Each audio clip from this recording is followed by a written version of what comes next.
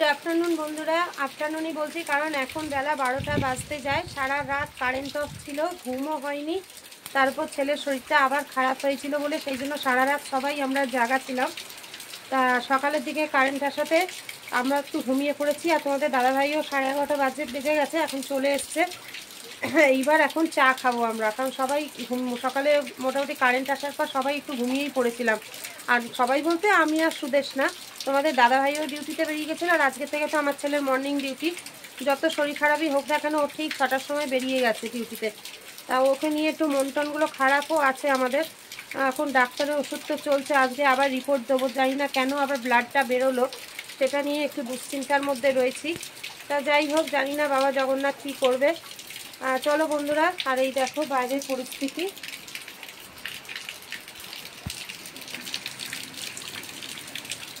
খুবই খারাপ। আর আমাদের বাড়ি বৃষ্টি হলে তোমরা তো জানোই এইটুকু জায়গার মধ্যে খুব সমস্যা হয়ে যায়। তা চলো বন্ধুরা, এখন আপাতত চাটা তো খাই, চা খেয়ে তারপর আবার তোমাদের সামনে ফিরে আসছি। আর তার মধ্যে কারেন্ট সব ঘর টর দেখো সব অন্ধকার। তা চলো বন্ধুরা, চাটা করে নিয়ে আসি, তারপর আবার ফিরে আসছি তোমাদের সামনে, সঙ্গে থাকো। তা দেখো বন্ধুরা, 3 কাপ চা নিয়ে চলে এসেছি। তা চলো চাটা খেয়ে নিই, তারপর আবার ফিরে আসছি। বন্ধুরা দেখো, কাজ ছাড়ার আগে একবার একটু হালকা করে টিফিন করে নিয়ে এলাম। তা চলো ব্যাক ক্যামেরা একবার দেখিয়ে দিই আজকে আমি কি টিফিন করলাম। তা বন্ধুরা দেখো, এখানে রয়েছে পরোটা আর সুজি। আপাতত এই টিফিন খাওয়া হোক, তারপরে তো রান্নার ব্যবস্থা, মানে রান্না কি করব অবশ্যই তোমাদের সাথে শেয়ার করব।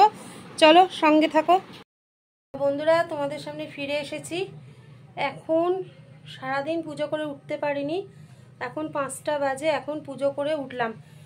একবারে সন্ধ্যাটাও দেখিয়ে নিলাম, কারণ আজকে সত্যি কথা মনটা খুবই খারাপ লাগছে।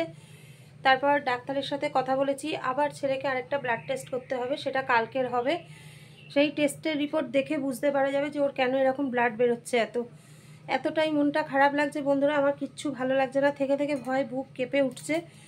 এতটাই মানে শরীরের ভেতর আমারও নিজের এত কষ্ট হচ্ছে, কি বলবো, মানে বলে বোঝাতে পারছি না। যার জন্য আমি আজকে রান্নাবান্নাও কিচ্ছু করিনি, সেই যে টিফিন করেছি দেখলে, আর কিচ্ছু করিনি। তখন সুদেশনা বলল, মানে আমার বৌমা বলল যে মা তুমি এক কাজ করো, তুমি স্নান টান সারো আর বসে থেকে মন খারাপ করো না। আমি আজকে যখন দুপুরটা গড়িয়েই গেল আর কিছু হলোই না, আমি একটু রুটি আর আলু ভাজা করে রাখছি। ও রুটি আর আলু ভাজা করেছে, ওইটুকুই এখন খাবো আমরা। কিন্তু এতটুকু কারোর খাওয়ারও ইচ্ছা হচ্ছে না, আর এতটাই মনটা খারাপ লাগছে, খুবই খারাপ লাগছে। তোমরা বুঝতেই পারছো সন্তানের কিছু হলে মায়েদের কতটা কষ্ট হয়, শুধু মায়েদের কেন সকলেরই এটা খারাপ লাগছে। এই আছে, এই সকালের পুজো এখন করে উঠলাম দেখো বন্ধুরা। আর কি করবো, যখন দেখছি বাইরে একভাবে বৃষ্টি পড়েও যাচ্ছে আর 5:30 বাজতে যায়, 5:30 না, 5:10-15 হয়ে গেছে। মেঘলা হয়ে তার একটু বাদেই সন্ধ্যাও হয়ে যাবে, এই জন্য একবার আমি সন্ধ্যাটাও দেখিয়ে রাখলাম। আমার আজকে হাত টাত কিচ্ছু চলছে না, কিচ্ছু ভালো লাগছে না, মনটা এতটাই খারাপ। আগে যতক্ষণ না ব্লাড টেস্টটা হচ্ছে, রিপোর্ট কি বেরোচ্ছে সেই বুঝে তবে মনটা আমার শান্তি হবে। তা চলো বন্ধুরা, এখন রুটিটাও করে রেখেছে, রুটিটা খেয়ে নিই, তারপর আবার ফিরে আসছি, সঙ্গে থাকো বন্ধুরা। দেখো এই যে রুটি আলু ভাজা আর সুজি ছিল সকালের একটু, ওটাও নিয়ে চলে এসেছি। চলো বন্ধুরা, এই যে ছেলেও খাচ্ছে এদিকে। আর চলো এখন আমরা খেয়ে নিই, তারপর আবার ফিরে আসছি, সঙ্গে থাকো। তা বন্ধুরা, তোমাদের সামনে আবার ফিরে এসেছি। আর তোমাদের দাদাভাই এইমাত্র ডিউটিতে বেরিয়ে গেল।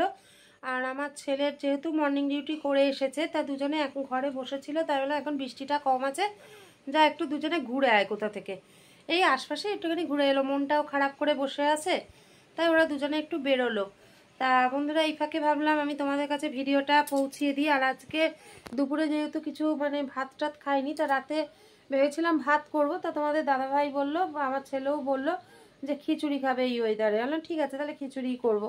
তা চলো বন্ধুরা, খিচুড়িটা তৈরি করতে যাওয়ার আগে তোমাদের কাছে ভিডিওটা পৌঁছে দিই। আর আজকে ভিডিওটা আমি বেশি বড় করিনি, কারণ মন ভালো থাকলে সব ভালো লাগে, এটা তো তোমরা অবশ্যই জানো। সেই জন্য আমি ভিডিওটা বেশি বড় করলাম না। তা চলো আজকের মতো ভিডিওটা আমি এখানেই শেষ করে দিলাম। ফিরে আসবো আগামীকাল নতুন সকাল নতুন ভিডিও নিয়ে। ততক্ষণ সবাই ভালো থেকো, সুস্থ থেকো, সাবধানে থেকো, আমাদের ভিডিও দেখতে থাকো।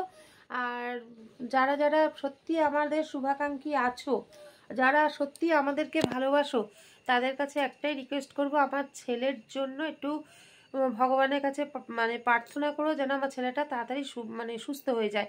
আর কারা কারা আমাদের শুভাকাঙ্ক্ষী আছো তারা অবশ্যই কমেন্টে একটু জানিও। তা চলো আজকের মতো টাটা, গুড নাইট, জয় জগন্নাথ। দেখা হবে আগামীকাল সকালবেলায়, সঙ্গে থেকো।